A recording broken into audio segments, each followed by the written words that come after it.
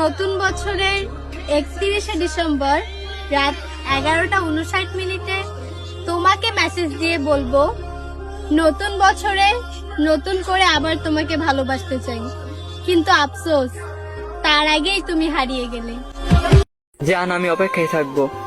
31শে December রাত 12:59 তুমি আমার কল দিয়ে বলবা, জান হ্যাপি নিউ ইয়ার, নতুন বছরের শুভেচ্ছা। আর তোমার সাথে আমার সম্পর্কটা সারা জীবন এরকমই রাখতে চাই, তোমার পাশেই সারা জীবন কাটাতে চাই।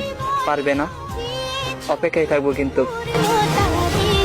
তিনটা মহাসাগর পাড়ি দিয়েছে পুরুষ তিমি হয়ে মায়াবতী, তোমার কিসের ভয় ছিল? আমিও তো ওই পুরুষের মতোই একজন পুরুষ।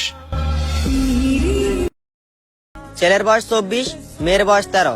তাদের বয়সের পার্থক্য কিন্তু অনেকটাই। আবার শুনলাম তাদের নাকি 5 বছরের রিলেশন। জানি না তাদের এই সম্পর্ক সারা জীবন থাকবে কিনা, তবুও তাদের জন্য রইল মন থেকে অনেক অনেক দোয়া।